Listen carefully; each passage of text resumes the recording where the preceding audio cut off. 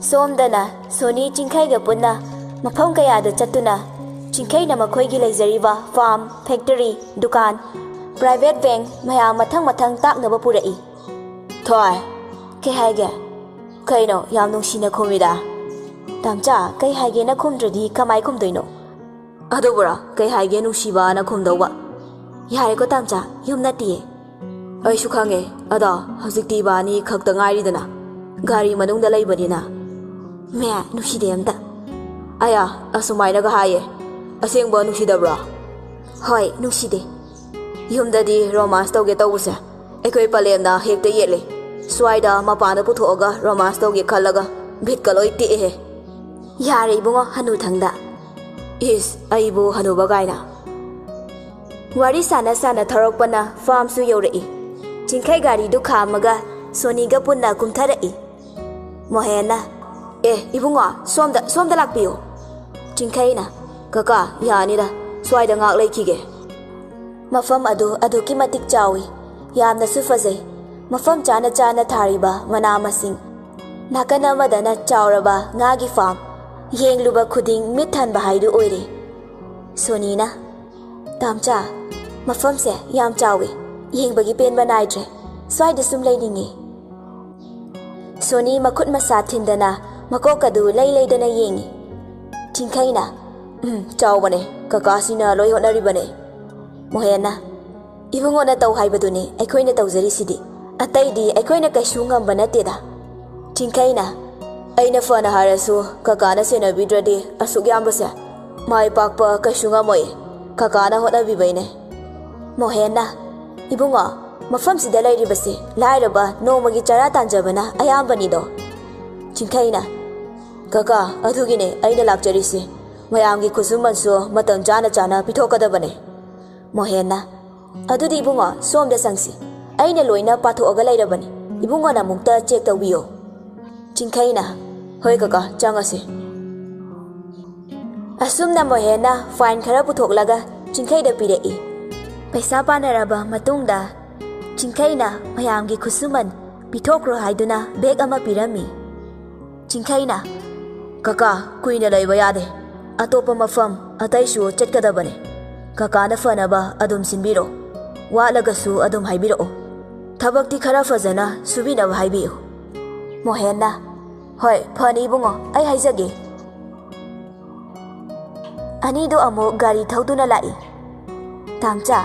ꯍꯧꯖꯤꯛꯀꯤ ꯑꯍꯜꯗꯣ ꯌꯥꯝ ꯐꯕ ꯃꯥꯜꯂꯤꯀꯣ? ꯍꯣꯏ, ꯐꯕ ꯃꯥꯟꯕ ꯅꯠꯇꯦ, ꯐꯔꯤꯅꯦ꯫ ꯇꯥꯝꯆꯥ, ꯑꯗꯣ ꯍꯧꯖꯤꯛꯇꯤ ꯊꯦꯡꯉꯦꯕ, ꯌꯨꯝꯗ ꯍꯜꯂꯁꯤ꯫ ꯍꯜꯂꯗꯣꯏꯅꯦ꯫ ꯇꯥꯝꯆꯥ, ꯕꯖꯥꯔꯗꯒꯤ ꯀꯩꯅꯣ ꯏꯟꯖꯥꯡ ꯈꯔ ꯌꯦꯡꯈꯤꯁꯦ꯫ ꯍꯣꯏ, ꯑꯩꯈꯣꯏ ꯅꯨꯄꯤꯅ ꯍꯥꯏꯔꯗꯤ꯫ ꯃꯁꯛꯁꯤꯒ꯫ ꯑꯅꯤꯗꯨ ꯒꯥꯔꯤꯗꯨ ꯃꯐꯝ ꯆꯥꯅ ꯄꯥꯔꯛ ꯇꯧꯔꯝꯂꯒ ꯍꯦꯟꯖꯥꯡ ꯌꯣꯜꯂꯤꯕ ꯄꯔꯦꯡꯗꯨꯗ ꯆꯪꯉꯛꯏ꯫ ꯁꯣꯅꯤ ꯀꯔꯤꯅꯣ ꯃꯅꯥ ꯃꯁꯤꯡ ꯈꯔ ꯈꯜꯂꯤ꯫ ꯆꯤꯡꯈꯩꯅ ꯃꯅꯥꯛꯇ ꯂꯦꯞꯇꯨꯅ ꯂꯩ꯫ ꯅꯥꯀꯟꯗ ꯔꯣꯁꯂꯤꯟꯁꯨ ꯍꯦꯟꯖꯥꯡ ꯂꯩꯔꯝꯕꯗꯒꯤ ꯍꯟꯗꯣꯔꯛꯄꯗ ꯈꯣꯡꯐꯝ ꯆꯥꯍꯧꯗꯕꯅ ꯂꯦꯞꯂꯤꯕ ꯆꯤꯡꯈꯩꯗ ꯊꯦꯡꯖꯤꯜꯂꯤ꯫ ꯂꯩꯔꯛꯂꯤꯕ ꯄꯣꯠ ꯈꯨꯗꯤꯡ ꯃꯈꯥꯗ ꯇꯥꯗꯨꯅ ꯍꯩꯗꯣꯛꯂꯦ꯫ ꯔꯣꯁꯂꯤꯟ ꯃꯤꯌꯥꯝ ꯃꯔꯛꯅꯤ ꯀꯥꯎꯕ ꯃꯈꯩ ꯊꯔꯪ ꯑꯃꯗ ꯆꯤꯡꯈꯩꯕꯨ ꯃꯃꯤꯠ ꯀꯨꯞꯇꯕ ꯃꯈꯩ ꯌꯦꯡꯗꯨꯅ ꯂꯩ꯫ ꯆꯤꯡꯈꯩꯁꯨ ꯑꯗꯨ ꯃꯉꯥꯏ, ꯃꯤꯠꯐꯝ ꯍꯣꯡꯗꯅ ꯔꯣꯁꯂꯤꯟꯗ ꯑꯗꯨꯃꯛ ꯌꯦꯡꯉꯤ꯫ ꯁꯣꯅꯤꯅ, ꯍꯩꯃꯥ, ꯄꯣꯠꯁꯤꯡꯁꯤ ꯂꯣꯏꯅ ꯍꯩꯗꯣꯛꯑꯦ, ꯄ꯭ꯂꯥꯁꯇꯤꯛ ꯑꯃꯗ ꯍꯥꯞꯇ꯭ꯔꯗꯤ ꯋꯥꯗꯨ ꯃꯈꯥ ꯇꯥꯗ꯭ꯔꯤꯉꯩ ꯃꯈꯣꯏ ꯑꯅꯤꯒꯤ ꯃꯇꯧꯗꯨꯗ ꯁꯣꯅꯤꯁꯨ ꯑꯉꯛꯄ ꯑꯃ ꯑꯣꯏꯈ꯭ꯔꯦ꯫ ꯆꯤꯡꯈꯩꯗ ꯑꯃꯨꯛ ꯌꯦꯡ, ꯔꯣꯁꯂꯤꯟꯗ ꯑꯃꯨꯛ ꯌꯦꯡꯉꯤ꯫ ꯔꯣꯁꯂꯤꯟ ꯅꯠꯇ꯭ꯔꯣ? ꯑꯩꯗꯤ ꯉꯁꯥꯏꯈꯩꯕꯨ ꯎꯔꯨꯗ꯭ꯔꯦ꯫ ꯁꯣꯅꯤꯅ ꯀꯧꯔꯛꯄꯗꯨꯗ ꯑꯅꯤꯗꯨ ꯒ꯭ꯌꯥꯟ ꯇꯥꯔꯛꯏ꯫ ꯂꯦꯞꯂꯝꯕ ꯈꯣꯡꯐꯝꯗꯨ ꯍꯟꯗꯣꯛꯅꯩ꯫ ꯍꯣꯏ ꯃꯥꯅꯦ, ꯅꯪꯁꯨ ꯂꯥꯛꯑꯝꯃꯤꯔꯣ? ꯍꯣꯏ, ꯑꯗꯣ ꯄꯣꯠꯁꯦ ꯂꯣꯏꯅ ꯍꯩꯗꯣꯛꯑꯦ, ꯄ꯭ꯂꯥꯁꯇꯤꯛ ꯑꯃꯗ ꯍꯥꯞꯇ꯭ꯔꯗꯤ ꯌꯥꯔꯔꯣꯏꯌꯦ꯫ ꯌꯥꯅꯤꯗ, ꯑꯩ ꯄ꯭ꯂꯥꯁꯇꯤꯛ ꯑꯃ ꯂꯧꯔꯛꯀꯦ꯫ ꯄꯣꯠ ꯌꯣꯟꯕꯤ ꯑꯍꯜꯗꯨꯗ ꯑꯃꯨꯛ ꯑꯣꯟꯁꯤꯜꯂꯒ ꯄ꯭ꯂꯥꯁꯇꯤꯛ ꯑꯃ ꯂꯧꯔꯤ꯫ ꯔꯣꯁꯂꯤꯟꯁꯨ ꯃꯥꯒꯤ ꯄꯣꯠ ꯆꯩꯁꯤꯡꯗꯨ ꯍꯥꯞꯆꯤꯜꯂꯒ ꯍꯧꯒꯠꯂꯛꯏ꯫ ꯑꯗꯨꯗꯤ ꯑꯩ ꯑꯃꯨꯛ ꯆꯠꯂꯨꯈꯤꯒꯦ, ꯊꯦꯡꯉꯦ, ꯅꯣꯏ ꯉꯥꯏꯍꯥꯛ ꯂꯩꯍꯧꯈꯣꯀꯣ꯫ ꯍꯣꯏ꯫ ꯆꯤꯡꯈꯩ ꯔꯣꯁꯂꯤꯟꯅ ꯆꯠꯈꯤꯕꯗꯨ ꯑꯃꯨꯛ ꯃꯤꯠꯌꯦꯡꯅ ꯇꯥꯟꯅꯗꯨꯅ ꯌꯦꯡꯉꯤ꯫ ꯁꯣꯅꯤ ꯆꯤꯡꯈꯩꯒꯤ ꯃꯑꯣꯡꯗꯨꯗ ꯆꯤꯡꯅꯕ ꯑꯃꯗꯤ ꯐꯥꯎꯔꯛꯏ꯫ ꯃꯈꯣꯏ ꯑꯅꯤꯁꯨ ꯂꯩꯒꯗꯕ ꯈꯔ ꯂꯩꯔꯒ ꯃꯌꯨꯝꯗ ꯍꯜꯂꯛꯏ꯫ ꯆꯤꯡꯈꯩꯗꯤ ꯋꯥꯈꯜꯅ ꯃꯪꯗꯨꯅ ꯒꯥꯔꯤꯗꯨ ꯊꯧꯔꯛꯏ꯫ ꯅꯣꯛ ꯅꯣꯛꯇꯅ ꯂꯥꯛꯃꯤꯟꯅꯕ ꯍꯜꯂꯛꯄꯗꯅ ꯋꯥ ꯑꯃꯐꯥꯎ ꯍꯥꯏꯅꯗ꯭ꯔꯦ ꯇꯨꯃꯤꯟꯅ ꯑꯅꯤꯃꯛ ꯂꯩ ꯌꯨꯝ ꯌꯧꯔꯒ ꯆꯤꯡꯈꯩ ꯃꯥꯒꯤ ꯀꯥꯗ ꯄ꯭ꯔꯞ ꯄ꯭ꯔꯞ ꯆꯪꯈꯤ ꯁꯣꯅꯤ ꯋꯥꯈꯜ ꯂꯩꯇꯥꯗꯕ ꯁꯨꯝ ꯍꯦꯜꯂꯛꯏ ꯅꯨꯃꯤꯗꯥꯡꯒꯤ ꯆꯥꯛ ꯏꯁꯤꯡ ꯆꯥꯕ ꯂꯣꯏꯔꯒ ꯁꯣꯅꯤ ꯆꯤꯡꯈꯩꯒꯤ ꯃꯅꯥꯛꯇ ꯆꯪꯉꯛꯏ ꯇꯥꯝꯆꯥ ꯆꯤꯡꯈꯩꯗꯨ ꯌꯥꯝ ꯇꯞꯅ ꯈꯨꯝꯃꯛꯏ ꯇꯨꯝꯃꯨꯔꯁꯦ ꯊꯦꯡꯉꯦ ꯍꯣꯏ ꯆꯪꯉꯝꯃꯣ ꯑꯩ ꯂꯥꯛꯑꯒꯦ ꯇꯥꯝꯆꯥ ꯀꯩ ꯍꯥꯏꯅꯤꯡꯒꯦ ꯉꯁꯤꯗꯤ ꯋꯥꯍꯪ ꯑꯃꯈꯛꯇ ꯍꯪꯖꯒꯦ ꯍꯪꯉꯣ ꯑꯩꯅ ꯃꯇꯝ ꯀꯨꯏꯅꯗꯒꯤ ꯍꯪꯖꯒꯦ ꯈꯟꯖꯔꯛꯄꯅꯦ ꯇꯥꯝꯆꯥꯒꯤ ꯊꯃꯣꯏꯗ ꯂꯣꯠꯇꯨꯅ ꯊꯝꯂꯤꯕ ꯃꯍꯥꯛ ꯑꯗꯣ ꯀꯅꯥꯅꯣ ꯆꯤꯡꯈꯩ ꯁꯣꯔ ꯁꯥꯡꯅ ꯍꯣꯟꯊꯩ ꯑꯗꯨꯒ ꯁꯣꯅꯤꯗ ꯍꯥꯏꯐꯦꯠ ꯌꯦꯡꯉꯛꯏ ꯇꯥꯝꯆꯥ ꯑꯁꯦꯡꯕꯗꯣ ꯍꯥꯏꯕꯤꯌꯣ ꯑꯩꯒꯤ ꯆꯤꯡꯅꯕꯁꯦ ꯑꯃꯨꯛꯇ ꯀꯣꯛꯍꯟꯕꯤꯌꯣ ꯆꯨꯝꯃꯦ ꯅꯪꯅ ꯈꯜꯂꯤꯕ ꯆꯤꯡꯅꯔꯤꯕꯗꯣ ꯁꯣꯅꯤ ꯌꯥꯝ ꯉꯛꯅ ꯆꯤꯡꯈꯩꯗ ꯌꯦꯡꯉꯤ ꯀꯔꯤ ꯆꯨꯝꯃꯦ ꯍꯥꯏꯕ ꯑꯗꯨꯗꯤ ꯃꯍꯥꯛ ꯑꯩꯒꯤ ꯏꯃꯥꯟꯅꯕꯤ ꯔꯣꯁꯂꯤꯟ ꯆꯤꯡꯈꯩꯁꯨ ꯐꯝꯂꯝꯕꯗꯒꯤ ꯇꯞꯅ ꯍꯧꯒꯠꯂꯛꯏ ꯑꯗꯨꯒ ꯁꯣꯔ ꯑꯁꯥꯡꯕ ꯑꯃ ꯍꯣꯟꯗꯣꯔꯛꯏ ꯁꯣꯟꯊꯪꯅꯕ ꯈꯣꯟꯖꯦꯜ ꯑꯃꯗ ꯃꯥꯅꯦ ꯅꯪꯒꯤ ꯅꯃꯥꯟꯅꯕꯤ ꯔꯣꯁꯂꯤꯟꯅꯦ ꯇꯥꯝꯆꯥ ꯃꯗꯨꯕꯨ ꯑꯣꯏꯊꯣꯛꯄ ꯌꯥꯕ꯭ꯔꯥꯅꯦ ꯃꯗꯨ ꯑꯩ ꯊꯥꯖꯕ ꯉꯝꯂꯣꯏꯌꯦ ꯃꯇꯧ ꯀꯔꯝꯅꯅꯣ ꯋꯥꯔꯤꯗꯣ ꯑꯩꯉꯣꯟꯗ ꯂꯤꯕꯤꯌꯣ ꯃꯇꯧ ꯀꯔꯝꯅ ꯇꯥꯝꯆꯥꯒ ꯅꯈꯣꯏ ꯑꯅꯤ ꯂꯥꯞꯅꯈꯤꯕꯅꯣ ꯍꯥꯏꯕꯗꯣ ꯅꯤꯡꯉꯝꯗꯕ ꯑꯃꯒ ꯂꯣꯏꯅꯅ ꯆꯤꯡꯈꯩꯅ ꯑꯃꯨꯛ ꯈꯨꯝꯃꯛꯏ ꯑꯩꯁꯨ ꯈꯪꯗꯦ ꯄꯨꯝꯅꯃꯛ ꯃꯄꯨ ꯃꯥꯒꯤ ꯅꯣꯡꯗꯝꯅꯤ ꯁꯣꯅꯤ ꯆꯤꯡꯈꯩꯒꯤ ꯃꯅꯥꯛꯇ ꯇꯞꯅ ꯆꯪꯁꯤꯜꯂꯛꯏ ꯇꯥꯝꯆꯥ ꯑꯩ ꯋꯥꯔꯤ ꯄꯨꯝꯅꯃꯛꯁꯤꯒꯤ ꯍꯧꯔꯛꯐꯝ ꯈꯪꯅꯤꯡꯉꯦ ꯆꯤꯡꯈꯩ ꯁꯣꯅꯤꯗ ꯍꯥꯏꯐꯦꯠ ꯌꯦꯡꯉꯛꯏ ꯈꯪꯂꯨꯕꯒꯤ ꯀꯥꯟꯅꯕ ꯑꯃꯨꯛ ꯂꯩꯈꯤꯗ꯭ꯔꯥ ꯇꯥꯝꯆꯥ ꯑꯩꯒꯤ ꯂꯩꯇꯥꯐꯝ ꯈꯪꯗ꯭ꯔꯤꯕ ꯊꯃꯣꯏꯁꯦ ꯋꯥꯔꯤ ꯑꯗꯨ ꯇꯥꯔꯒ ꯈꯖꯤꯛꯇ ꯑꯣꯏꯔꯕꯁꯨ ꯂꯩꯇꯥꯒꯅꯤ ꯈꯜꯂꯤ ꯑꯩꯕꯨ ꯆꯔꯥꯡꯅꯍꯟꯕꯤꯒꯅꯣ ꯋꯥꯔꯤ ꯄꯨꯝꯕ ꯏꯐꯝꯗ ꯂꯤꯕꯤꯌꯣ ꯂꯤꯒꯦ ꯀꯅꯥꯗꯁꯨ ꯂꯤꯊꯣꯛꯇ꯭ꯔꯕ ꯋꯥꯔꯤ ꯑꯁꯦ ꯉꯁꯤꯗꯤ ꯅꯉꯣꯟꯗ ꯂꯤꯔꯒꯦ ꯉꯁꯤꯗꯒꯤ ꯆꯍꯤ ꯀꯌꯥꯒꯤ ꯃꯃꯥꯡꯒꯤ ꯋꯥꯔꯤꯅꯤ ꯃꯇꯝꯗꯣ ꯑꯩꯅ ꯀ꯭ꯂꯥꯁ 12 ꯀꯥꯔꯛꯄ ꯃꯇꯝꯅꯤ ꯃꯥꯅ ꯃꯇꯝ ꯑꯗꯨꯗ 11ꯅꯤ ꯑꯩ ꯃꯥꯕꯨ ꯑꯍꯥꯟꯕ ꯎꯈꯤꯕ ꯃꯤꯀꯨꯞꯇꯒꯤ ꯊꯃꯣꯏꯗ ꯅꯨꯡꯁꯤꯕ ꯑꯗꯨꯃꯛ ꯐꯥꯎꯈꯤ ꯅꯨꯃꯤꯠ ꯈꯨꯗꯤꯡꯒꯤ ꯃꯥꯇꯕꯨ ꯌꯦꯡꯖꯈꯤ ꯁꯦꯟꯅꯖꯈꯤ ꯅꯣꯡꯃ ꯑꯩꯅ ꯀ꯭ꯂꯥꯁ ꯂꯣꯏꯔꯒ ꯊꯣꯛꯂꯛꯄꯗ ꯃꯍꯥꯛ ꯒꯦꯠꯇ ꯂꯩꯔꯝꯃꯤ ꯑꯩ ꯂꯧꯕ ꯂꯥꯛꯄ ꯀꯀꯥꯗꯣ ꯑꯩꯅ ꯉꯥꯏꯍꯜꯂꯒ ꯊꯝꯃꯤ ꯀꯀꯥ ꯉꯥꯛꯇ ꯉꯥꯏꯈꯣꯀꯣ ꯑꯩ ꯃꯤ ꯑꯃꯇ ꯉꯥꯏꯈꯤꯒꯦ ꯁꯥꯟꯇꯅ ꯍꯣꯏ ꯀꯨꯏꯒꯅꯨꯀꯣ ꯏꯕꯨꯡꯉꯣ ꯃꯃꯥꯅ ꯌꯨꯝꯗ ꯑꯃꯨꯛ ꯄꯥꯈꯠꯀꯅꯤ ꯍꯥꯏꯅꯔꯤꯉꯩ ꯇꯟꯖꯥꯗꯨꯗ ꯔꯣꯁꯂꯤꯟꯁꯨ ꯐꯠ ꯊꯣꯛꯂꯛꯏ ꯏꯆꯝ ꯆꯝꯖꯕꯤ ꯃꯥꯏꯊꯣꯡꯅꯤ ꯀꯣꯏꯔꯥꯎꯅꯕꯤ ꯃꯤꯁꯅ ꯄꯤꯛꯇꯛ ꯇꯧꯕꯤ ꯆꯤꯡꯕꯥꯟ ꯏꯔꯨꯝꯒꯨꯝ ꯉꯝꯖꯕ ꯀꯣꯜꯂꯤꯕ ꯄꯤꯁꯨꯝ ꯑꯅꯤ ꯅꯤꯡꯊꯤꯕꯤ ꯃꯥꯒꯤ ꯁꯝꯂꯥꯡ ꯑꯩ ꯃꯥꯒꯤ ꯃꯑꯣꯡ ꯃꯇꯧꯗ ꯄꯨꯡꯉꯥꯎ ꯉꯥꯎꯈꯤ ꯃꯥꯅ ꯊꯣꯛꯂꯛꯄꯗ ꯃꯅꯥꯛꯇ ꯄ꯭ꯔꯞ ꯄ꯭ꯔꯞ ꯆꯪꯁꯤꯜꯂꯤ ꯑꯝꯇ ꯉꯥꯏꯈꯣꯅꯦ ꯀꯩ ꯍꯥꯏꯒꯦꯗ ꯅꯪꯒꯤ ꯃꯤꯡ ꯀꯩ ꯀꯧꯒꯦ ꯗꯥ ꯔꯣꯁꯂꯤꯟ ꯀꯧꯏ ꯀꯩ ꯂꯝꯗꯩꯅꯣ ꯗꯥ ꯑꯩꯗꯤ ꯊꯥꯡꯒꯗꯩꯅꯤ ꯑꯗꯨꯗꯤ ꯅꯪ ꯌꯨꯝꯗ ꯍꯟꯗꯣꯏꯔꯣ ꯅꯠꯇꯦ ꯑꯩꯗꯤ ꯕꯔꯥꯗ ꯂꯩꯌꯦ ꯅꯊꯟꯇꯔꯣ ꯍꯣꯏꯗ ꯑꯗꯨꯗꯤ ꯑꯩ ꯑꯃꯨꯛ ꯆꯠꯂꯨꯈꯤꯒꯦ ꯍꯣꯏ ꯑꯗꯣ ꯑꯩꯒꯤ ꯃꯤꯡꯅ ꯆꯤꯡꯈꯩ ꯍꯣꯏ ꯃꯥꯁꯨ ꯑꯗꯨꯝ ꯆꯠꯈ꯭ꯔꯦ ꯑꯩꯁꯨ ꯌꯨꯝꯗ ꯍꯜꯂꯛꯏ ꯑꯍꯤꯡ ꯅꯨꯡꯊꯤꯟ ꯇꯨꯝꯕ ꯆꯥꯕ ꯃꯥꯒꯤ ꯋꯥꯈꯟꯇꯃꯛ ꯈꯜꯂꯤ ꯑꯩꯁꯨ ꯃꯍꯥꯛꯀ ꯂꯣꯏꯅꯕꯅ ꯁꯨꯝ ꯇꯣꯏꯅ ꯄꯨꯟꯕꯗꯒꯤ ꯑꯩ ꯏꯃꯥꯗ ꯍꯥꯏꯔꯒ ꯒꯥꯔꯤ ꯂꯩꯍꯜꯂꯤ ꯑꯩꯅ ꯁ꯭ꯀꯨꯜ ꯆꯠꯄ ꯊꯤꯟꯕ ꯈꯨꯗꯤꯡ ꯑꯗꯨꯃꯛ ꯆꯠꯃꯤꯟꯅꯔꯦ ꯅꯣꯡꯃ ꯑꯩ ꯔꯣꯁꯂꯤꯟꯒꯤ ꯕꯔꯥꯗ ꯂꯥꯛꯏ ꯒꯦꯠ ꯃꯌꯥꯗꯨꯗ ꯔꯣꯁꯂꯤꯟ ꯊꯣꯛꯂꯛꯄ ꯉꯥꯏꯔꯤ ꯉꯥꯏꯍꯥꯛ ꯂꯩꯔꯒ ꯃꯣꯡ ꯍꯥꯗꯅ ꯇꯞꯅ ꯊꯣꯛꯂꯛꯏ ꯔꯣꯁꯂꯤꯟꯅ ꯗꯥ ꯀꯅꯥ ꯉꯥꯏꯔꯝꯃꯤꯅꯣ ꯀꯀꯥꯗꯤ ꯌꯥꯎꯗꯦꯅ ꯆꯤꯡꯈꯩꯅ ꯅꯪ ꯉꯥꯏꯔꯝꯃꯤꯅꯦ ꯉꯁꯤꯗꯤ ꯏꯊꯟꯇ ꯂꯥꯛꯑꯦ ꯔꯣꯁꯂꯤꯟ ꯆꯤꯡꯈꯩꯗ ꯌꯥꯝ ꯉꯛꯅ ꯌꯦꯡꯉꯤ ꯑꯩꯗꯤ ꯀꯩꯒꯤ ꯉꯥꯏꯔꯤꯕ ꯑꯗꯨꯔ ꯉꯁꯤꯗꯤ ꯁ꯭ꯀꯨꯜ ꯆꯠꯂꯨꯔꯅꯣ ꯑꯩꯁꯨ ꯆꯠꯂꯔꯣꯏ ꯀꯩꯒꯤꯅꯣꯗ ꯑꯩꯒꯤ ꯒꯥꯔꯤꯁꯦ ꯑꯍꯟꯕ ꯂꯩꯔꯛꯏꯅꯦ ꯉꯁꯥꯏ ꯑꯌꯨꯛ ꯍꯦꯛ ꯂꯩꯔꯛꯄꯒ ꯊꯧꯔꯛꯏꯅꯦ ꯑꯗꯣ ꯂꯥꯏ ꯈꯨꯔꯨꯝꯕ ꯆꯠꯂꯨꯁꯦ ꯃꯃꯥꯒ ꯑꯣꯏꯅ ꯆꯠꯂꯨ ꯌꯥꯗ꯭ꯔꯣ ꯑꯗꯨꯒꯨꯝꯕ ꯑꯔꯨꯕꯗꯨꯗꯤ ꯌꯥꯗꯦ ꯑꯩꯅ ꯅꯪꯒ ꯆꯠꯃꯤꯟꯅꯅꯤ ꯈꯟꯕꯩꯅꯦ ꯑꯗꯣ ꯑꯩꯗꯤ ꯐꯤꯁꯨ ꯑꯝꯇ ꯍꯣꯡꯗꯦ ꯁ꯭ꯀꯨꯜ ꯗ꯭ꯔꯦꯁꯁꯤꯗ ꯀꯩꯁꯨ ꯀꯥꯏꯗꯤꯌꯦ ꯂꯥꯛꯑꯣ ꯑꯩꯁꯨ ꯁ꯭ꯀꯨꯜ ꯗ꯭ꯔꯦꯁꯅꯤ ꯆꯞ ꯃꯥꯟꯅꯩ ꯃꯈꯣꯏ ꯑꯅꯤꯃꯛ ꯀꯥꯂꯤꯃꯥꯏ ꯏꯃꯥ ꯏꯕꯦꯝꯃꯕꯨ ꯈꯨꯔꯨꯝꯕ ꯂꯥꯛꯏ ꯃꯐꯝ ꯑꯗꯨ ꯌꯧꯔꯒ ꯂꯩꯔꯝꯂꯤꯕ ꯑꯍꯜ ꯑꯗꯨꯗ ꯒꯥꯔꯤꯗꯨ ꯐꯖꯅ ꯄꯨꯖꯥ ꯇꯧꯍꯜꯂꯤ ꯑꯗꯨꯒ ꯃꯈꯣꯏ ꯑꯅꯤꯁꯨ ꯆꯪꯁꯤꯟꯗꯨꯅ ꯈꯨꯔꯨꯝꯃꯤ ꯆꯤꯡꯈꯩꯗꯤ ꯔꯣꯁꯂꯤꯟꯗ ꯂꯣꯟꯅ ꯂꯣꯟꯅ ꯑꯗꯨꯝ ꯌꯦꯡꯉꯤ ꯆꯤꯡꯈꯩꯅ ꯂꯥꯏ ꯈꯨꯔꯨꯝꯕ ꯂꯣꯏꯔꯗꯤ ꯁꯤꯟꯗꯨꯔ ꯅꯝꯗꯣꯏꯅꯦ ꯁꯦ ꯑꯩꯒꯤ ꯂꯥꯏꯕꯛꯇ ꯑꯝꯇ ꯅꯝꯕꯤꯔꯛꯑꯣ Roslyn karisu khaluba laite changsinduna chingkhaigi laibakta sindur adu nambige haiduna makhut hek thangatpaga chingkhaina mangonda mamit kuptana yengduna leirami anidu michanare kari wakhalno khangde Roslyn su mamit anidu kupkani kawkhre second khara leiraga ahal amana ibema kedaure Roslyn na kaisu tawdiye pupu da soire chingkai wa ngangde tumina nokfet tamak tawduna Roslyn da yengi Roslyn su makhut aduna pakhatna namkiba chaitroklaba sindur adu amok rumal duna tapna taithoi chingkai na se nangi sunambige Roslyn di nokfet tawraga mamit anidu wishinboy kaiboy tawraga nonthaduna leire makhoi anigi matawduda ahal adusu laknage matagum nakhoi anide onthokna chanakreda sakta chuda rasida amana heli amana tai hainingai leite chingkhaidi mamon okchaki anidu amuk halakre wari lina lina chingkai pi thakiba khangaude sonina tamcha makha hairo yam taninge chingkhaina thoi thengese tungtho nongma fajana amuk lirage ai hayeng thabak ngana chatoine ba Soni upai leite famung semduna tungkhre matam su nongma hauki ngasi di poirei Roslyn ga unaba chatkadabani wakhal dadi nungsibi mabu unaba chatkani khanna haraubana charangnari amuk thamoi dadi horel kari hairakani khanbada mipaiba phawi memina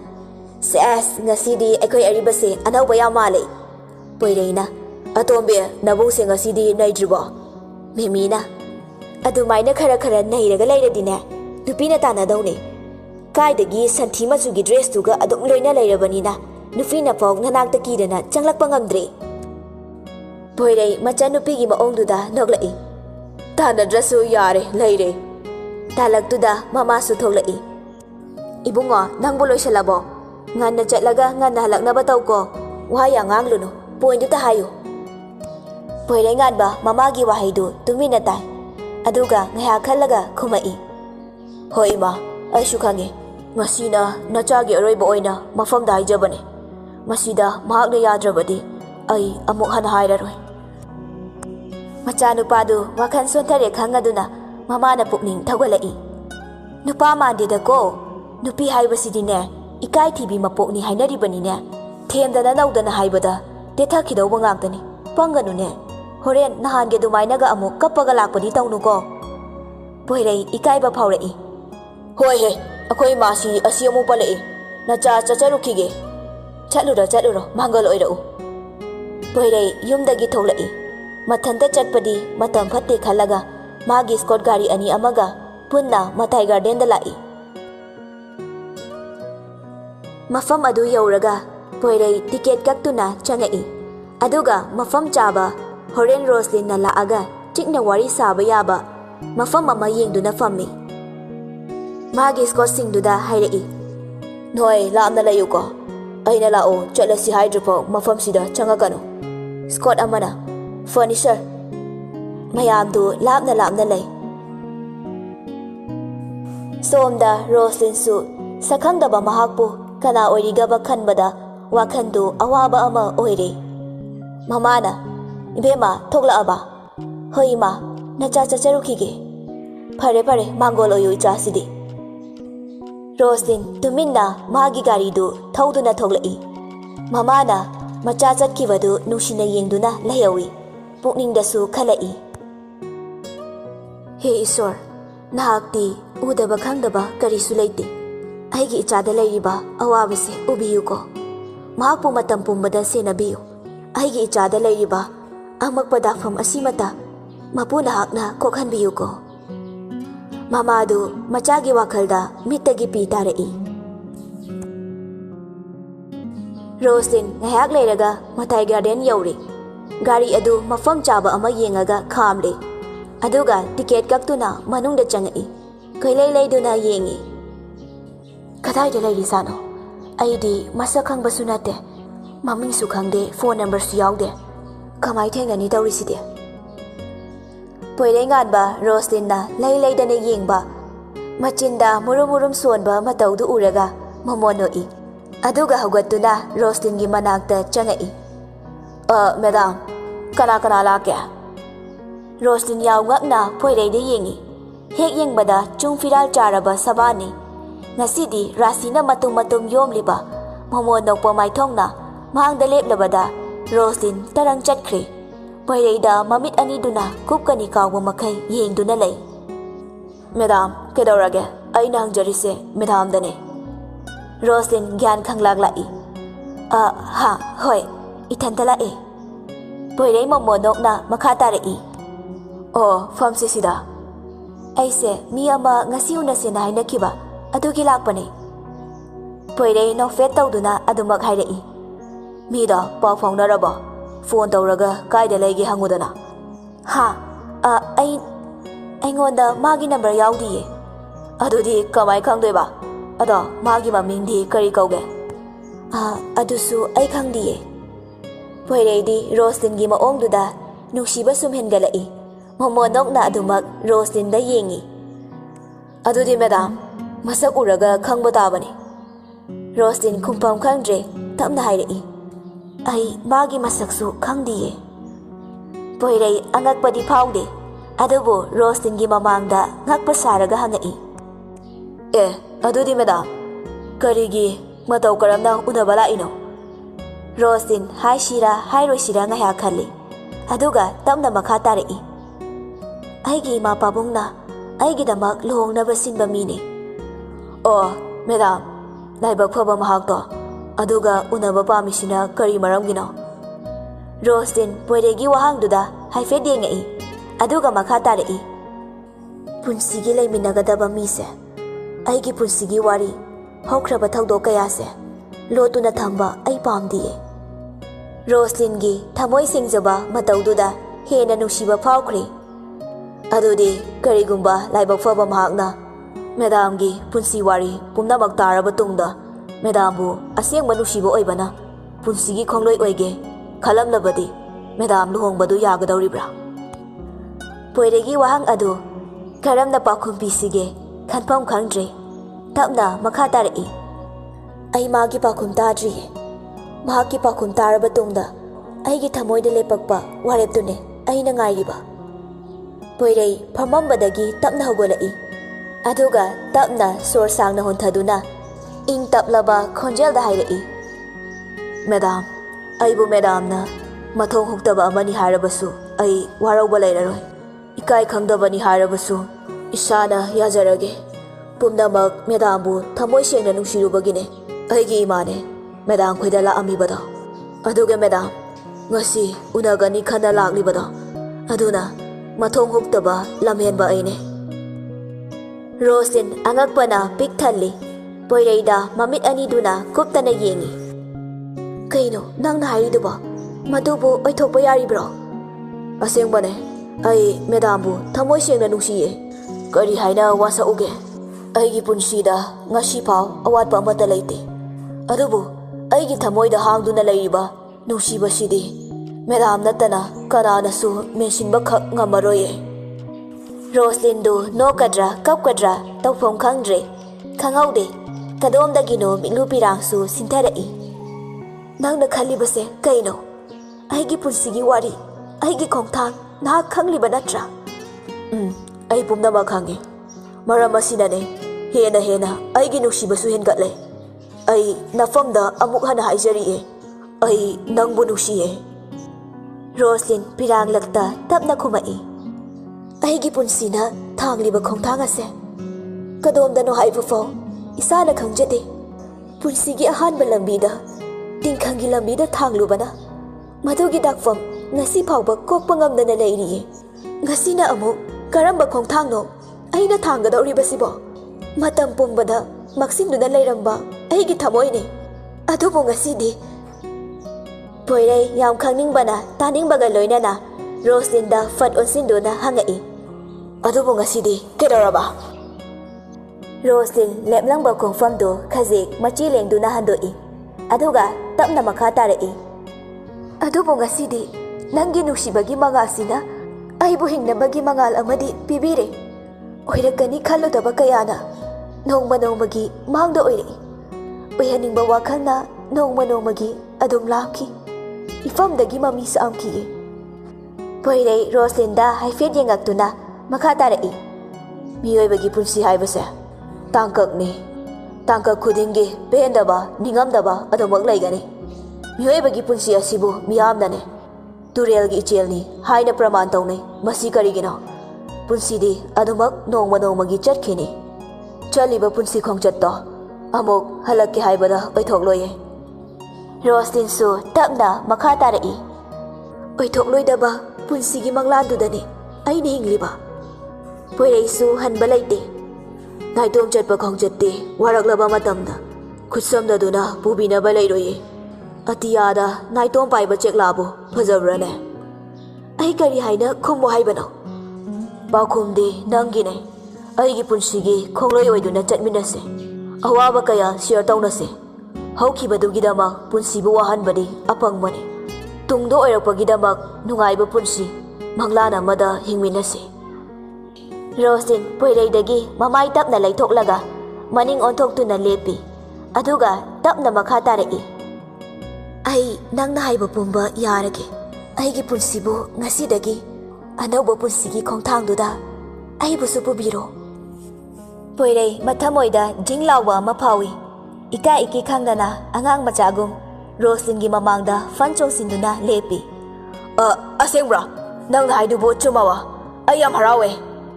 Roslin ꯄꯣꯏꯔꯩꯅ ꯍꯔꯥꯎꯖꯕꯗꯨ ꯎꯔꯒ ꯃꯣꯃꯣꯟ ꯅꯣꯛꯅ ꯄꯣꯏꯔꯩꯗ ꯌꯦꯡꯉꯤ ꯑꯗꯨꯒ ꯇꯞꯅ ꯈꯨꯝꯃꯛꯏ ꯆꯨꯝꯃꯦ ꯄꯣꯏꯔꯩ ꯍꯔꯥꯎꯕꯅ ꯂꯣꯏꯔꯦ ꯃꯁꯥꯗꯨ ꯆꯨꯝꯅ ꯂꯦꯞꯄ ꯐꯥꯎ ꯉꯝꯗ꯭ꯔꯦ ꯈꯣꯏꯂꯦꯡ ꯂꯦꯡꯉꯤ ꯃꯥꯏꯊꯣꯡꯗ ꯇꯥꯔꯤꯕ ꯍꯔꯥꯎꯕ ꯅꯨꯡꯉꯥꯏꯕ ꯑꯅꯤꯃꯛ ꯔꯣꯁꯂꯤꯟꯁꯨ ꯈꯪꯉꯤ ꯇꯞꯅ ꯅꯣꯛꯅ ꯔꯣꯁꯂꯤꯟ ꯄꯣꯏꯔꯩꯗ ꯌꯦꯡꯗꯨꯅ ꯍꯥꯏꯔꯛꯏ ꯑꯩꯒꯤ ꯄꯥꯎꯈꯨꯝ ꯈꯪꯉꯕꯅꯤꯅ ꯑꯩ ꯑꯃꯨꯛ ꯆꯠꯂꯨꯈꯤꯒꯦꯀꯣ ꯄꯣꯏꯔꯩ ꯉꯥꯟꯕ ꯔꯣꯁꯂꯤꯟꯗ ꯐꯠ ꯌꯦꯡꯉꯛꯏ ꯄꯥꯈꯠꯅ ꯆꯠꯂꯒꯦ ꯍꯥꯏꯔꯣ ꯑꯗꯣ ꯃꯦꯗꯥꯝ ꯑꯩ ꯃꯦꯗꯥꯝꯗ ꯀꯔꯤꯒꯨꯝꯕ ꯑꯝꯇ ꯈꯪꯅꯤꯡꯉꯤꯗꯣ ꯀꯔꯤꯅꯣ ꯍꯦꯛꯇ ꯍꯥꯏꯌꯣ ꯄꯣꯏꯔꯩ ꯉꯥꯟꯕ ꯔꯣꯁꯂꯤꯟꯅ ꯅꯨꯡꯉꯥꯏꯈꯤꯔꯣꯏꯗ꯭ꯔꯥ ꯍꯥꯏꯅ ꯉꯥꯏꯍꯥꯛꯇꯤ ꯈꯜꯂꯤ ꯑꯗꯨꯒ ꯍꯥꯏꯔꯛꯏ ꯃꯇꯧ ꯀꯔꯝꯅ ꯃꯍꯥꯛꯇꯨꯒ ꯂꯥꯞꯅꯈꯤꯕꯅꯣ ꯃꯁꯤ ꯑꯩꯉꯣꯟꯗ ꯍꯥꯏꯕꯗ ꯑꯀꯥꯏꯕ ꯑꯣꯏꯒꯗ꯭ꯔꯥ ꯀꯔꯤꯁꯨ ꯀꯥꯏꯕ ꯂꯩꯇꯤꯌꯦ ꯅꯪꯁꯨ ꯈꯪꯅꯤꯡꯉꯝꯒꯅꯤ ꯔꯣꯁꯂꯤꯟ ꯇꯞꯅ ꯍꯧꯈ꯭ꯔꯕ ꯄꯨꯟꯁꯤꯒꯤ ꯋꯥꯔꯤ ꯇꯥꯡꯀꯛ ꯑꯃ ꯄꯣꯏꯔꯩ ꯉꯥꯟꯕꯒꯤ ꯃꯐꯝꯗ ꯂꯤꯔꯛꯏ ꯑꯩꯅ 11 ꯀꯥꯕꯗꯒꯤ ꯈꯪꯅꯔꯛꯏ ꯁꯨꯝ ꯇꯤꯟꯅꯔꯛꯄꯗꯒꯤ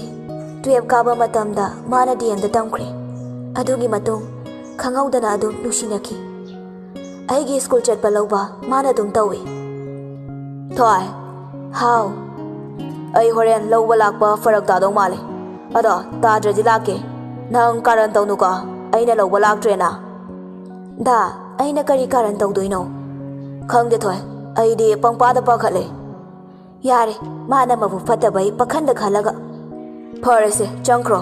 ꯍꯣꯔꯦꯟ ꯐꯔꯛ ꯇꯥꯗꯣꯏ ꯑꯣꯏꯔꯗꯤ ꯀꯣꯜ ꯇꯧꯔꯛꯑꯒꯦ ꯍꯣꯏꯗ ꯆꯪꯈ꯭ꯔꯒꯦꯀꯣ ꯊꯣꯏ ꯆꯠꯂꯝꯕꯗꯒꯤ ꯔꯣꯁꯂꯤꯟ ꯃꯃꯥꯏ ꯁꯠ ꯂꯩꯊꯣꯛꯂꯒ ꯆꯤꯡꯈꯩꯗ ꯌꯦꯡꯉꯤ ꯌꯥꯔꯦ ꯌꯥꯔꯦ ꯆꯠꯂꯣ ꯑꯝꯇ ꯌꯦꯡꯉꯛꯑꯣ ꯍꯥꯏꯕ ꯔꯣꯁꯂꯤꯟ ꯅꯣꯛꯐꯦꯠ ꯇꯧꯔꯒ ꯃꯤꯠꯆꯤ ꯈꯠꯆꯤꯜꯂꯛꯏ ꯔꯣꯁꯂꯤꯟꯅ ꯆꯪꯈꯤꯕꯗꯨ ꯆꯤꯡꯈꯩꯅ ꯂꯥꯞꯅ ꯉꯥꯏꯍꯥꯛ ꯌꯦꯡꯗꯨꯅ ꯂꯩ ꯑꯗꯨꯒ DM ꯇꯝꯅ ꯑꯃꯨꯛ ꯂꯥꯛꯏ ꯅꯨꯃꯤꯠ ꯑꯗꯨ ꯀ꯭ꯂꯥꯁ ꯃꯊꯪ ꯇꯧꯔꯒ ꯁꯨꯇꯤ ꯃꯇꯝꯅꯤ ꯉꯁꯥꯏ ꯆꯤꯡꯈꯩꯅ ꯁꯪꯗꯦ ꯍꯥꯏꯈꯤꯕꯗꯨ ꯔꯣꯁꯂꯤꯟ ꯅꯤꯡꯁꯤꯡꯂꯛꯏ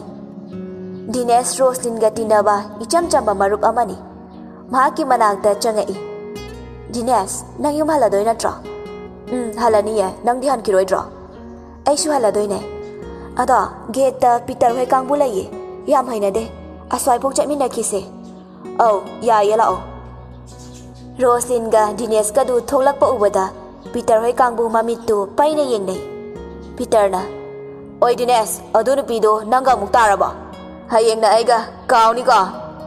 ꯀꯔꯦꯝꯅꯅ ꯂꯥꯎꯔꯛꯏ ꯗꯤꯅꯦꯁ ꯒꯥꯔꯤꯗꯨ ꯈꯥꯝꯒꯦ ꯇꯧꯏ ꯑꯗꯨꯕꯨ ꯔꯣꯁꯂꯤꯟꯅ ꯈꯥꯝꯃꯤ ꯃꯊꯣꯡ ꯆꯥꯗꯕ ꯃꯣꯏꯒ ꯃꯥꯟꯅꯕ ꯂꯦꯟꯗꯤꯌꯦ ꯒꯦꯠ ꯈꯔ ꯂꯥꯟꯊꯣꯔꯛꯄꯗ ꯗꯤꯅꯦꯁ ꯊꯦꯡꯀ꯭ꯌꯨ ꯁꯤꯗꯩꯗꯤ ꯌꯥꯔꯅꯤꯌꯦ ꯅꯪ ꯐꯔꯛ ꯇꯥꯗꯧ ꯑꯣꯏꯔꯗꯤ ꯑꯩ ꯌꯨꯝꯐꯥꯎ ꯊꯤꯜꯂꯣ ꯍꯥꯏꯁꯨ ꯊꯤꯟꯒꯦ ꯁꯤꯗꯩꯗꯤ ꯌꯥꯔꯅꯤꯌꯦ ꯅꯪꯁꯨ ꯐꯖꯅ ꯆꯠꯂꯨꯀꯣ ꯑꯣ ꯐꯔꯦ ꯕꯥꯏ ꯕꯥꯏ ꯔꯣꯁꯂꯤꯟꯁꯨ ꯅꯣꯛꯐꯦꯠ ꯇꯧꯔꯒ ꯃꯈꯨꯠ ꯑꯗꯨ ꯍꯥꯏ ꯀꯗꯣꯝꯗꯩꯅꯣ ꯈꯪꯍꯧꯗꯦ चिंखै रोसिनगी ममांगदा गारीदु सट खामजल्ली बिसुम अनीदु समनगदौरे सावबगी सुक्तोकपदा ओय नंग तौरिसे कइनो हा धा आई केदौरगे काइना नत्ते अइना फरक तानी हाइबेरो नंगना नुपा सिगी गारीदगा तपना खै तोंगगा थोलैसे ए कयादनो येंगुने धा अदुमाइनदि हाइनुको मी क्लासमेट इमानबने करिगिना मानबा नुपागा नुपीगा इचम चमना तिनबा हेक्ते याब्रा आई याम सहालकनुको नंग हाइबिदे हाइनु सीनी हे नंग दा ऐसे याम थाजरक्ट्रदि यारे आई चटलगे लेहौरो नथंता रोजदिन फेट हाइदोक्तुना चटपा हौवी चिंकै साउनिंगबना मई हौरे मखुत अदुना गारीदा किन्ना खंगतिन थिनजिल्ली मखोल अमा ताकि हाइदुना रोजदिन ओंथोरकपदा चिंखैगी मखुत्तु ई ngakta ngairi दा कइनो तौरिदुबो प्रप प्रप चेंसिलाई चंसिलकनो चटलनी हाइना चटख्रब नत्रो चलो अमु चाकनो मखोंग अदुना अमु गारीदु कावी गारी सुतुरे लंबीदा चटलंबा मी खैना कैदौरगे हाइदुना लोइना चेंसिलाई नुपी अमाना इबुंगो कयाम सोकेने तमना थौ याद्रो हेमा नखुसी ई ngakta ngairene इबेमा डॉक्टर चटनबा तौसी रोजदिन मसा पुंबा पाखतख्रे तौफम अमा इखांग खांगद्रे नाकंदा लैरंबा नुपा अमाना चिंखैबु हॉस्पिटल पुरअगा ट्रीटमेंट तौरी याम थीना सोकपदी नत्तबनिना डॉक्टरना 30 मिनट मुंग लैरगा हनबा यारनी हाइरई रोजदिन चिंखैगी फिंगबा मतौदुदा वाई अमा फाव हाइबा ngamद्रे तुमिना सुलैरदी सावबा फरोरोय खंदुना मनाक्ता तमना चंसिलाई दा चिंखै खुमदे नाकन अमदा लैथोक्तुना लैरे दादा आई लाले आई मतुंगदा तौररोये वासु ngángदे हन्नसु येंगक्ते दा नंगैबु नुसिद्रबो कैगी तुमिना लैरिनो आई दाबु याम नुसिये दादाना दुमाई लैबदो आई याम नुंगाइतिये मित्तगी पी तारखिबसु खंगौदे चिंखैगी मखुत अदुदा तपना पाइदुना हाइरई चिंखैना थोय आई नंगबु याम नुसिये नंगबु नुसिमनबगिने ngasi aina taurisisu nangbu atopa nupa kanagasu loinaba ai pamdiye da ai matungda kanagasu punna chatlaroye ai lankhre thoi lalibadi aine isana phathaba ngamjadabaine se kapkano nangna dumai kapadi aina kamaina nungai deno se amta nolo chikhaina mamaidu tapna no khalala aga tarakliba pidu taithoi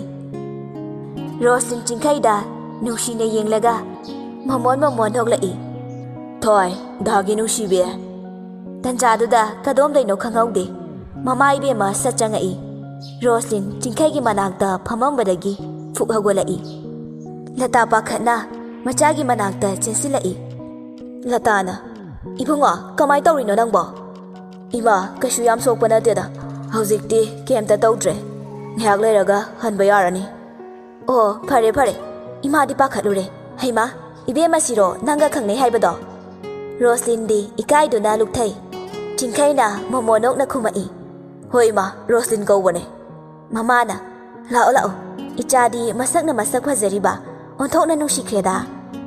रोस्लिन इकाइना लतागी मनाक्दा तपना चंगक्तुना फम्मी येंगोय इमा वा हाइगे हौजिकती नोय अंगांग याम ओइरी वाखन लांगफांग खनबा यादेको तमीबा महिदा पुनिंग चंगदबनी होइमा हौजिकती इबुंगोसु कैसु तरोरोय हाइरबनिना नंग अमुक हनबा थेंकिनी लाओ इमा थिंदोके स्वाइफाव रोस्लिन फमलंबदगी हगोलई लताना मांग थादुना थोखरे रोस्लिन चलुकीगे हाइबगुम चिंखैदा नोफे तौना येंगलमी रोस्लिन बु लताना लेपतुना ngaiduna लैरिबदो मी खरा लटपा जगादनी इबेमा नंगी मिंगदु रोस्लिन हाइबनिको होइमा माने नयुमदुना आ खुंगंग पाट मयाइदगिनिको चुमिको रोस्लिन लतागी वांगांगदुदा खुंफम खंगद्रे इमा लता याम उसित्तबा मिनोक अमगा लोइनाना नोफे तौरगा हाइरई खुमुने अइना हाइसे लालबो अदुगा अखोइगी इमुंग असिसु करंबा इमुंगनो हाइबा नंग मयेक सेंगना खंगलमगनी रोस्लिन इकाइबना ममाइदु हंगना फाव येंगबा ngamdre इमाना हाइनिंगिसे कइनो हेक थाइबियो लता ममित्तु खाना रोस्लिन दा येंगी अइना हाइरिसि नंग ग्यान ताद्रेसिनिने इबेमा तुमदुना लैबा मी हौदोकपसे याम लुबनी खंगना खंगसिनदबा हाइबसे कानबसु लै ꯑꯗꯣꯃꯤꯅꯗꯤ ꯌꯥꯝ ꯏꯀꯥꯏ ꯈꯪꯗꯕ ꯑꯃ ꯑꯣꯏꯅ ꯂꯧꯅꯕꯅꯤꯅꯦ ꯏꯕꯦꯝꯃ꯫ ꯔꯣꯁꯂꯤꯟ ꯈꯥꯡꯕ ꯉꯝꯕꯒꯤ ꯄꯥꯡꯒꯜ ꯂꯣꯏꯁꯤꯜꯂꯛꯏ꯫ ꯏꯃꯥ, ꯑꯩ ꯆꯠꯆꯔꯒꯦ꯫ ꯂꯇꯥ ꯌꯥꯝ ꯎꯁꯤꯠꯇꯅ ꯃꯈꯥ ꯇꯥꯔꯛꯏ꯫ ꯑꯁꯦꯡꯕ ꯍꯥꯏꯔꯛꯑꯗꯤ ꯇꯥꯕ ꯋꯥꯕ꯭ꯔꯥ ꯏꯕꯦꯝꯃ? ꯉꯁꯤꯅ ꯉꯁꯤ ꯑꯣꯏꯔꯦ, ꯃꯇꯨꯡꯗꯗꯤ ꯑꯩꯒꯤ ꯏꯆꯥꯅꯨꯄꯥꯕꯨ ꯅꯝꯗꯅ ꯅꯨꯡꯁꯤꯅꯒꯦ ꯈꯟꯒꯅꯨ꯫ ꯍꯧꯖꯤꯛ ꯃꯃꯥ ꯂꯇꯥ ꯑꯩꯅ ꯏꯅꯥꯛ ꯀꯩꯔꯥꯛ ꯈꯨꯟꯕꯤ ꯑꯃꯒ ꯂꯨꯍꯣꯡꯅꯕ ꯍꯥꯏꯅꯗꯨꯅ ꯂꯩꯔꯕꯅꯤ꯫ ꯃꯁꯤꯗ ꯏꯕꯦꯝꯃꯅ ꯃꯔꯝ ꯑꯣꯏꯔꯒ ꯌꯥꯝ ꯌꯦꯠꯇꯧꯔꯤ꯫ ꯌꯥꯝ ꯁꯦꯡꯅ ꯍꯥꯏꯔꯕꯗ ꯅꯪꯕꯨ ꯑꯩꯒꯤ ꯏꯃꯧ ꯑꯣꯏꯕꯗꯤꯅꯦ ꯑꯩ ꯄꯥꯝꯗꯦ꯫ ꯅꯣꯏꯒꯤ ꯈꯨꯡꯒꯪ ꯄꯥꯠꯌꯥꯏꯗꯨꯗꯅꯦ ꯂꯨꯍꯣꯡꯕꯒꯤ ꯂꯥꯛꯄ ꯒꯥꯔꯤꯗꯣ ꯈꯥꯝꯐꯝ ꯂꯩꯔꯣꯏꯅꯦ ꯏꯕꯦꯝꯃ꯫ ꯔꯣꯁꯂꯤꯟ ꯁꯥꯎꯅꯤꯡꯂꯕꯁꯨ ꯋꯥ ꯉꯥꯡꯉꯨꯕ ꯌꯥꯗꯕ ꯃꯐꯝꯅꯤ ꯈꯜꯂꯒ ꯐꯥꯊꯖꯩ꯫ ꯌꯥꯝ ꯑꯏꯪꯕ ꯈꯣꯟꯖꯦꯜ ꯑꯃꯒ ꯂꯣꯏꯅꯅ ꯃꯈꯥ ꯇꯥꯔꯛꯏ꯫ ꯏꯃꯥ, ꯈꯨꯡꯒꯪꯗ ꯂꯩꯔꯤꯕ ꯃꯤꯑꯣꯏꯁꯤꯡꯒꯤ ꯅꯨꯡꯁꯤꯕꯒ ꯏꯝꯐꯥꯜ ꯃꯌꯣꯟꯗ ꯂꯩꯔꯤꯕ ꯃꯤꯑꯣꯏꯒꯤ ꯅꯨꯡꯁꯤꯕꯒ ꯈꯦꯟꯅꯕ ꯀꯩꯁꯨ ꯂꯩꯇꯤꯌꯦ꯫ ꯄꯨꯝꯅꯃꯛ ꯃꯤꯗꯨꯒꯤ ꯋꯥꯈꯜꯅꯦ꯫ ꯑꯁꯦꯡꯕ ꯅꯨꯡꯁꯤꯕ ꯑꯃꯒꯤ ꯃꯐꯝꯗꯗꯤ ꯐꯅ ꯁꯦꯜ ꯄꯥꯏꯕ ꯑꯣꯏꯁꯅꯣ, ꯅꯨꯡꯁꯤꯕꯗꯣ ꯂꯩꯒꯦ ꯈꯛ ꯐꯪꯂꯣꯏꯌꯦ, ꯌꯣꯟꯒꯦ ꯍꯥꯏꯔꯕꯁꯨ ꯌꯥꯔꯣꯏꯌꯦ꯫ ꯑꯩꯕꯨ ꯋꯥꯔꯧꯕꯤꯅꯨ ꯏꯃꯥ꯫ ꯔꯣꯁꯂꯤꯟ ꯃꯈꯥ ꯇꯥꯔꯝꯗꯅ ꯇꯨꯃꯤꯟꯅ ꯄ꯭ꯔꯞ ꯆꯠꯈ꯭ꯔꯦ꯫ ꯂꯇꯥ ꯅꯨꯡꯁꯤꯗꯕ ꯃꯤꯠꯌꯦꯡ ꯑꯃꯒ ꯂꯣꯏꯅꯅ ꯁꯨꯛꯇꯣꯛꯇꯨꯅ ꯌꯦꯡꯉꯤ꯫ ꯍꯪ, ꯀꯔꯤ ꯊꯣꯛꯑꯦꯅ ꯇꯧꯖꯁꯥꯔꯤꯅꯣ? ꯅꯨꯡꯁꯤꯕ ꯀꯥꯏꯅ ꯂꯋꯥꯏ ꯅꯨꯄꯤ ꯀꯛꯏ ꯆꯨꯕꯤ꯫ ꯅꯪꯒꯤ ꯅꯨꯡꯁꯤꯕꯗꯤ ꯂꯨꯄꯥ ꯂꯤꯁꯤꯡꯅ ꯅꯝꯁꯤꯟꯕ ꯉꯝꯕꯤ ꯂꯇꯥꯅꯤ ꯈꯪꯗ ꯇꯧꯔꯤꯌꯦ꯫ ꯍꯦ ꯁꯛꯇꯥꯁꯤꯒ꯫ ꯂꯇꯥ ꯐꯦꯠ ꯍꯥꯏꯗꯣꯛꯇꯨꯅ ꯃꯆꯥꯒꯤ ꯃꯅꯥꯛꯇ ꯑꯃꯨꯛ ꯆꯪꯈ꯭ꯔꯦ꯫ ꯔꯣꯁꯂꯤꯟ ꯔꯨꯝ ꯍꯦꯛ ꯌꯧꯕꯒ ꯃꯐꯤ ꯍꯣꯡꯒꯅꯤ ꯍꯥꯏꯕ ꯐꯥꯎ ꯀꯥꯎꯈ꯭ꯔꯦ꯫ ꯂꯇꯥꯒꯤ ꯋꯥꯍꯩꯁꯤꯡꯗꯨ ꯍꯟꯖꯤꯟ ꯍꯟꯖꯤꯟ ꯅꯤꯟꯗꯨꯅ ꯇꯥꯔꯛꯏ꯫ ꯗꯥ, ꯑꯩ ꯅꯪꯕꯨ ꯅꯨꯡꯁꯤꯌꯦ, ꯑꯗꯨꯕꯨ ꯑꯩꯒꯤ ꯅꯨꯡꯁꯤꯕꯁꯦ ꯃꯇꯝꯁꯤꯒꯤ ꯆꯠꯅꯕꯤꯗ ꯄꯟꯊꯨꯡ ꯌꯧ ꯍꯥꯏꯅ ꯇꯝꯂꯝꯗ꯭ꯔꯦ꯫ ꯗꯥ, ꯅꯪ ꯑꯩꯕꯨ ꯋꯥꯔꯧꯅꯨꯀꯣ꯫ ꯑꯩ ꯅꯐꯝꯗꯒꯤ ꯂꯥꯞꯊꯣꯛꯂꯒꯦ꯫ ꯔꯣꯁꯂꯤꯟ ꯋꯥꯔꯤ ꯂꯤꯅ ꯂꯤꯅ ꯃꯃꯤꯠꯇꯒꯤ ꯄꯤꯁꯨ ꯂꯦꯞꯄ ꯂꯩꯇꯅ ꯇꯥꯔꯛꯏ꯫ ꯃꯈꯨꯠꯇꯨꯅ ꯇꯞꯅ ꯇꯩꯊꯣꯛꯏ꯫ ꯄꯣꯏꯔꯩ ꯔꯣꯁꯂꯤꯟꯒꯤ ꯃꯑꯣꯡꯗꯨꯗ ꯅꯨꯡꯉꯥꯏꯇꯅ ꯇꯞꯅ ꯍꯪꯉꯛꯏ꯫ ꯑꯗꯨꯒ ꯃꯇꯧ ꯀꯔꯝꯅ ꯃꯥꯒꯗꯨꯒ? ꯔꯣꯁꯂꯤꯟ ꯇꯞꯅ ꯃꯈꯥ ꯇꯥꯔꯛꯏ꯫ ꯑꯗꯨꯒꯤ ꯃꯇꯨꯡꯗ ꯑꯩ ꯔꯨꯁꯤꯌꯥꯗ ꯃꯦꯗꯤꯀꯦꯜ ꯇꯝꯕ ꯆꯠꯂꯦ, ꯃꯥꯕꯨ ꯀꯥꯎꯊꯣꯛꯅꯕ꯫ ꯋꯥ ꯉꯥꯡꯕ ꯂꯣꯏꯗ꯭ꯔꯤꯉꯩ ꯁ꯭ꯀꯣꯠ ꯑꯃꯅ, ꯁꯔ, ꯏꯃꯥꯅ ꯐꯣꯟ ꯇꯧꯔꯛꯏ꯫ ꯃꯦꯃꯤꯗꯣ ꯑꯦꯛꯁꯤꯗꯦꯟ ꯇꯧꯏ ꯍꯥꯏꯌꯦ, ꯈꯔ ꯁꯣꯛꯑꯦ, ꯍꯣꯁꯄꯤꯇꯥꯜꯗ ꯂꯥꯛꯑꯣ ꯍꯥꯏꯌꯦ ꯍꯧꯖꯤꯛ꯫ ꯄꯣꯏꯔꯩ ꯌꯥꯝ ꯄꯥꯈꯠꯅ, ꯀꯔꯤ, ꯑꯩꯈꯣꯏ ꯑꯇꯣꯝꯕꯤꯕꯣ? ꯁꯔ, ꯆꯠꯅꯕ ꯇꯧꯁꯦ꯫ ꯍꯣꯏ ꯐꯔꯦ, ꯑꯩ ꯊꯣꯛꯂꯛꯑꯒꯦ, ꯒꯥꯔꯤ ꯊꯧꯗꯣꯛꯑꯝꯃꯣ꯫ ꯄꯣꯏꯔꯩ ꯔꯣꯁꯂꯤꯟꯗ ꯑꯃꯨꯛ ꯁꯠ ꯑꯣꯟꯁꯤꯜꯂꯛꯏ꯫ ꯑꯩ ꯆꯠꯇꯕ ꯌꯥꯗ꯭ꯔꯦ, ꯀꯣꯟꯅ ꯑꯃꯨꯛ ꯐꯣꯟꯗ ꯐꯥꯎꯅꯔꯁꯦ, ꯁꯥꯎꯅꯨꯀꯣ꯫ ꯔꯣꯁꯂꯤꯟꯁꯨ ꯍꯥꯏꯐꯝ ꯇꯧꯐꯝ ꯈꯪꯗ꯭ꯔꯦ꯫ ꯑꯉꯛꯄꯗ ꯑꯉꯛꯄ ꯑꯣꯏꯈ꯭ꯔꯦ꯫ ꯀꯗꯣꯝꯗꯒꯤ ꯁ꯭ꯀꯣꯠ ꯃꯌꯥꯝꯗꯨꯅ ꯍꯦꯟꯅ ꯄꯥꯈꯠꯄ ꯑꯃ ꯑꯣꯏꯈ꯭ꯔꯦ꯫ ꯄꯣꯏꯔꯩ ꯃꯐꯝ ꯑꯗꯨꯗꯒꯤ ꯄ꯭ꯔꯞ ꯊꯣꯛꯂꯛꯏ꯫ ꯔꯣꯁꯂꯤꯟ ꯒꯥꯔꯗꯦꯟꯗꯨꯒꯤ ꯒꯦꯠ ꯐꯥꯎꯕ ꯄ꯭ꯔꯞ ꯇꯥꯅꯔꯛꯏ꯫ ꯄꯣꯏꯔꯩꯒꯤ ꯒꯥꯔꯤꯗꯨ ꯃꯌꯥꯏꯗ ꯊꯧꯗꯨꯅ ꯁ꯭ꯀꯣꯠ ꯒꯥꯔꯤ ꯑꯅꯤ ꯃꯅꯤꯡ ꯃꯃꯥꯡ ꯆꯠꯈꯤꯕꯗꯨ ꯎꯕꯗ ꯍꯦꯟꯅ ꯉꯛꯅ ꯉꯥꯏꯍꯥꯛ ꯂꯦꯞꯇꯨꯅ ꯂꯩ꯫ ꯀꯩꯅꯣ, ꯑꯩꯒꯤ ꯋꯥꯈꯜꯁꯤꯕꯨ ꯆꯨꯝꯃꯤꯕ꯭ꯔꯣ? ꯑꯩꯅ ꯃꯥꯕꯨ ꯋꯥꯛꯁꯣꯞꯀꯤ ꯃꯤꯅꯦ ꯈꯜꯂꯨꯁꯤꯕꯣ? ꯆꯃꯝꯅꯅ ꯌꯨꯝꯗ ꯍꯜꯂꯛꯏ꯫ ꯃꯃꯥꯅ, ꯕꯦꯝꯃ, ꯅꯪ ꯍꯜꯂꯛꯑꯕꯣ? ꯔꯣꯁꯂꯤꯟꯅ, ꯍꯣꯏ ꯏꯃꯥ꯫ ꯀꯔꯤ ꯍꯥꯏꯅꯔꯦ, ꯌꯥꯅꯔꯕꯣ? ꯏꯃꯥ, ꯑꯩꯅ ꯍꯥꯟꯅ ꯃꯁꯛ ꯈꯪꯕ ꯃꯤꯅꯦ꯫ ꯃꯆꯥꯒꯤ ꯃꯅꯥꯛꯇ ꯄ꯭ꯔꯞ ꯆꯪꯁꯤꯜꯂꯛꯏ꯫ ꯀꯔꯤ ꯍꯥꯏꯕ? ꯅꯪꯒ ꯍꯥꯟꯅ ꯈꯪꯅꯩ ꯍꯥꯏꯕ? ꯅꯨꯡꯉꯥꯏꯖꯔꯦꯗ꯫ ꯑꯗꯨꯗꯤ ꯍꯣꯏ ꯍꯥꯏꯔꯝꯕ ꯅꯠꯇ꯭ꯔꯣ? ꯔꯣꯁꯂꯤꯟ ꯏꯀꯥꯏꯗꯨꯅ ꯍꯣꯏ ꯍꯥꯏꯕꯒꯨꯝ ꯅꯣꯛꯐꯦꯠꯇꯃꯛ ꯇꯧꯏ꯫ ꯏꯃꯥ, ꯑꯗꯣ ꯑꯩꯅ ꯆꯃꯝꯅꯕ ꯑꯃ ꯂꯩꯌꯦ꯫ ꯑꯩꯅ ꯃꯥꯁꯦ ꯋꯥꯛꯁꯣꯞꯀꯤ ꯃꯤꯅꯦ ꯈꯜꯂꯨꯕ, ꯑꯗꯨꯒ ꯉꯁꯤ ꯃꯥꯒꯤ ꯁ꯭ꯀꯣꯠ ꯃꯌꯥꯝꯗꯣ ꯑꯩ ꯀꯣꯛ ꯉꯥꯎꯏ꯫ ꯀꯔꯤꯅꯣ ꯀꯅꯥꯅꯣꯁꯨ ꯈꯪꯗꯦ꯫ ꯍꯩꯃꯥ, ꯅꯪꯕꯨ ꯋꯥꯛꯁꯣꯞ ꯌꯥꯎꯕ ꯃꯤ ꯀꯥꯏꯅ ꯍꯥꯏꯔꯨꯔꯕꯣ? ꯅꯠꯇꯦ, ꯃꯤ ꯅꯍꯥꯟ ꯃꯣꯏꯒꯤ ꯑꯍꯜ ꯂꯥꯛꯑꯝꯕꯗꯨꯗ ꯏꯝꯐꯥꯜ ꯋꯦꯁꯀꯤ SP ꯑꯣꯏꯅ ꯊꯕꯛ ꯇꯧꯔꯤ ꯍꯥꯏꯔꯛꯏꯅꯦ꯫ ꯔꯣꯁꯂꯤꯟ ꯑꯃꯨꯛꯀ ꯍꯦꯟꯅ ꯉꯛꯈ꯭ꯔꯦ꯫ ꯋꯥ ꯉꯥꯡꯗ ꯇꯨꯃꯤꯟꯅ ꯂꯩꯈ꯭ꯔꯦ꯫ ꯃꯃꯥꯅ ꯃꯆꯥꯒꯤ ꯃꯑꯣꯡꯗꯨꯗ ꯍꯔꯥꯎꯅ ꯍꯥꯏꯔꯛꯏ꯫ ꯏꯕꯦꯝꯃ, ꯏꯃꯥꯗꯤ ꯍꯔꯥꯎꯕꯗ ꯂꯣꯏꯔꯦ꯫ ꯅꯈꯣꯏ ꯄꯥꯕꯨꯡꯗ ꯄꯥꯎꯁꯦ ꯇꯝꯃꯨꯔꯒꯦ꯫ ꯂꯨꯍꯣꯡꯕꯁꯤ ꯈꯔ ꯊꯨꯖꯤꯟꯅꯕ, ꯑꯐꯕ ꯊꯕꯛꯇꯤ ꯊꯦꯡꯊꯕ ꯐꯠꯇꯦ꯫ ꯃꯃꯥꯅ ꯀꯥꯗꯒꯤ ꯄ꯭ꯔꯞ ꯅꯣꯛꯇꯅ ꯍꯔꯥꯎꯅ ꯊꯣꯛꯈꯤꯕꯗꯨ ꯎꯕꯗ ꯔꯣꯁꯂꯤꯟ ꯋꯥꯈꯟꯗ ꯆꯔꯥꯡꯅꯔꯛꯏ꯫ ꯀꯩꯒꯤꯅꯣ ꯃꯥꯅ ꯑꯩꯉꯣꯟꯗ SPꯅꯤ ꯍꯥꯏꯕ ꯈꯪꯍꯟꯗ꯭ꯔꯤꯁꯦ? ꯑꯩꯁꯨ ꯀꯃꯥꯏ ꯈꯪꯗꯣꯏꯅꯣ? ꯑꯗꯨꯛ ꯌꯥꯝ ꯆꯒꯠꯅꯕ ꯏꯆꯝ ꯆꯝꯖꯕꯗꯣ? ꯈꯪꯅꯤ ꯉꯁꯤꯗꯤ꯫ ꯐꯣꯟ ꯇꯧꯔꯛꯀꯦ ꯍꯥꯏꯕꯅꯦꯕ, ꯇꯧꯔꯛꯄꯒ ꯅꯨꯡꯉꯥꯏꯅꯤꯕ꯫ ꯃꯇꯝ ꯀꯨꯏꯔꯕꯒꯤ ꯇꯨꯡꯗ ꯃꯀꯥ ꯂꯥꯝꯅ ꯅꯣꯛꯐꯦꯠ ꯇꯧꯏ꯫ ꯋꯥꯈꯟꯒꯤ ꯅꯨꯡꯉꯥꯏꯕ ꯔꯥꯒꯗ ꯅꯥꯀꯟꯗ ꯊꯝꯂꯤꯕ ꯐꯣꯟꯗꯨ ꯔꯤꯡ ꯂꯥꯛꯄꯒꯤ ꯃꯈꯣꯜꯗꯨꯗ ꯈꯪꯄ꯭ꯔꯦꯛ ꯈꯪꯏ꯫ ꯑꯗꯨꯒ ꯄꯥꯈꯠꯅ ꯐꯣꯟꯗꯨ ꯄꯥꯏꯈꯠꯂꯤ꯫ ꯍꯦꯜꯂꯣ,